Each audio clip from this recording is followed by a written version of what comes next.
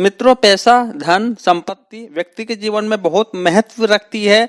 ये सब कुछ तो नहीं होता है पैसा, लेकिन हाँ, इस जीवन में बहुत कुछ पैसा होता है और बहुत ही महत्वपूर्ण भूमिका अदा करता है पैसा जीवन में। लेकिन पैसा कमाने के लिए हमें दो चीज की जरूरत होती है मित्रों। एक तो अपनी मेहनत की जरूरत होती है, उसी के साथ हमें अपने सितारे भी बुलंद रखने जरूरी होते हैं। अगर हमारे भाग्य हमारे साथ है, किस्मत हमारे साथ है, तो हमें मेहनत का फल मिल जाता है। लेकिन वहीं दूसरी तरफ अगर मेहनत भी करते हैं और उसी के साथ साथ अगर हमारी जो किस्मत है, जो हमारे सितारे है, वो बुलंद नहीं है, तो उस मेहनत का भी कोई परिणाम नहीं होता। तो मैं इस वीडियो में इसी से रिलेटेड, इसी से संबंधित बातें आप लोगों को बताने वाला हूं कि किन 4 राशियों का समय परिवर्तन होने जा रहा है आने वाली पूर्णिमा से। तो मित्रों, शुरू करने से पहले वीडियो को मैं आपसे कहना चाहूंगा कि अगर आप इस चैनल पर नए हैं तो चैनल को सब्सक्राइब कीजिए, वीडियो को लाइक कीजिए, शेयर कीजिए। आइए वीडियो को शुरू करते हैं। तो स्वागत करता हूं आपका अपने कष्टों से मुक्ति यूट्यूब चैनल कष्टों से मुक्ति में।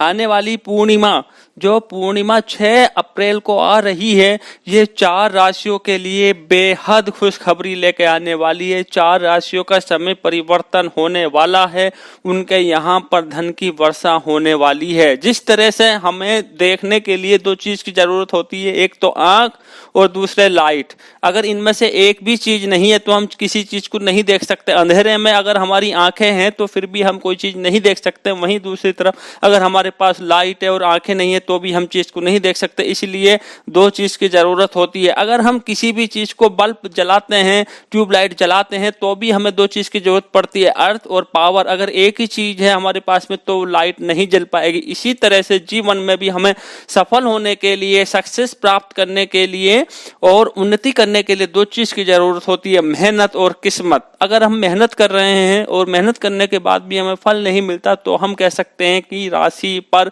कोई दुष्प्रभाव पड़ रहा है, कोई ग्रह की जो दृष्टि है, कुदृष्टि पड़ रही है, जिसकी वजह से हम जीवन में सफलता प्राप्त नहीं कर पा रहे हैं। तो आने वाली जो पूर्णिमा है 6 अप्रैल को 2023 में आ रही है, ये 4 राशियों के जो सितारे हैं उनको बुलंद करने वाली है। जानते हैं 4 राशियां कौन कौन से? सबसे पहले तो मैं बताना चाहूंगा कि हमारे हिंदू धर्म में 12 राशियां होती हैं और हर महीने सूर्य परिवर्तित होता है। हर एक राशि में 1 महीने के लिए सूर्य आता है। तो 12 राशि, अगर मित्रों आपको अपने नाम की राशि की पता नहीं है तो आप कमेंट्स में पूछ सकते हैं, उसका कोई शुल्क नहीं लिया जाएगा। हम आपको बता देंगे कि आपके नाम के अक्षर की राशि क्या है। मैं सबसे पहले आपको 12 राशियों के नाम बताना चाहूंगा। मेष, वृषभ,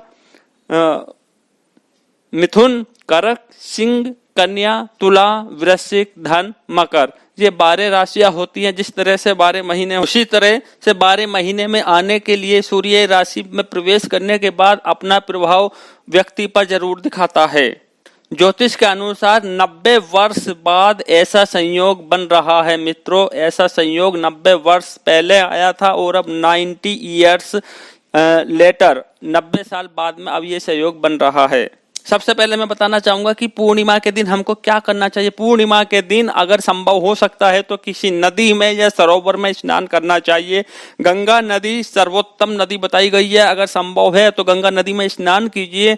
ब्रह्म मुहूर्त में स्नान करना चाहिए। 4 बजे से लेकर 8 बजे का जो समय है, उस समय में अगर आप स्नान करते हैं तो बहुत ही उत्तम फल और पुण्य प्राप्त होता है। अगर संभव नहीं है, आप घर पर ही स्नान कर रहे हैं, तो उस जल में, बाल्टी में थोड़ा सा गंगा जल डाल दीजिएगा और स्नान करने के बाद, पूजा अर्चना करने के बाद सूर्य भगवान को अर्घ देना होता है। अर्घ देते समय ओम नमो भगवते वासुदेवाय मंत्र जो है वो हमें बोलना होता है, जिसके करने से विष्णु भगवान प्रसन्न होते हैं। पूजा करने के बाद हम सत्यनारायण भगवान की कथा भी कर सकते हैं, कथा भी सुन सकते हैं। और बताना चाहूंगा कि मित्रों, अगर आप सत्यनारायण व्रत की कथा लाइव सुनना चाहते हैं, सीधा प्रसारण आप चैनल के माध्यम से सुनना चाहते हैं, तो आप 5 अप्रैल को 10:30 प्रातः सुन सकते हैं।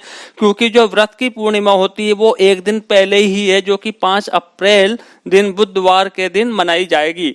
हाँ, स्नान दान की पूर्णिमा अगले दिन, नेक्स्ट डे है, जो 6 अप्रैल को है। इसी दिन हम भगवान हनुमान जी की जयंती भी मनाते हैं। तो सबसे पहले मैं आपको भगवान सत्यनारायण की कथा के बारे में बताना चाहूंगा। मित्रों, कथा के सुनने का जो फल प्राप्त होता है वो बहुत ज्यादा होता है, कथा करने के बराबर ही पुण्य प्राप्त होता है। और जो मैं आपको कथा सुनाने जाऊंगा वो लाइव कथा कहीं पे आयोजित की जाएगी और उसका सीधा प्रसारण आप तक पहुंचाया जाएगा इस चैनल के माध्यम। तो मैं कहना चाहूंगा कि अगर आप इस तरह की जानकारी प्राप्त करते रहना चाहते तो चैनल को अभी सब्सक्राइब कीजिए, जिससे कि नोटिफिकेशन आपके पास आ जाए और आप कथा का आनंद उठा सके और सत्यनारायण भगवान की कृपा आप पर बनी रहेगी।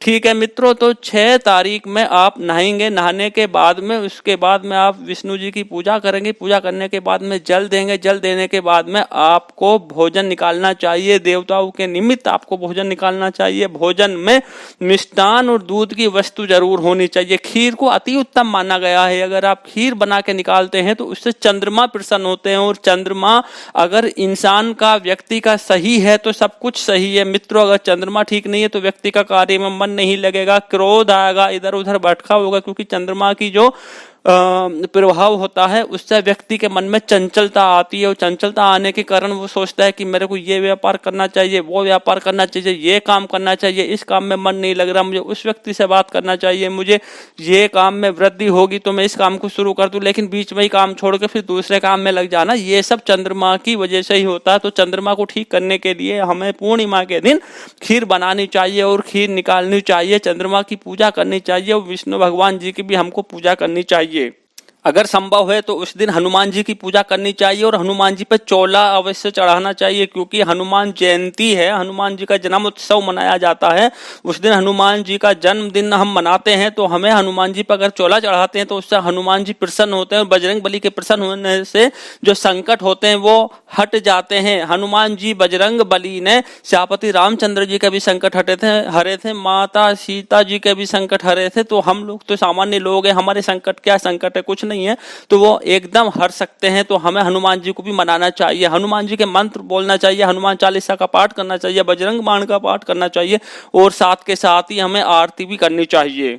तो बात कर लेते हैं 4 राशि कौन कौन सी है जिसमें परिवर्तित होने वाला है। जी हाँ मित्रों, सबसे पहले मैं बताना चाहूंगा कि जो राशि है वो कुंभ राशि है। कुंभ राशि के जितने भी व्यक्ति हैं उनके जीवन में परिवर्तन आने वाला है, और राशि परिवर्तन से, चंद्रमा परिवर्तन से उनके जीवन में बहुत कुछ उतार चढ़ाव होने वाला है। उनको किसी ऐसे व्यक्ति से मुलाकात होने वाली है जिससे उनके कारोबार में वृद्धि होगी। जो व्यक्ति नौकरी की तलाश में है उनको नौकरी मिलेगी, जो नौकरी कर रहे हैं उनकी पदोन्नति होने के 90% चांस है।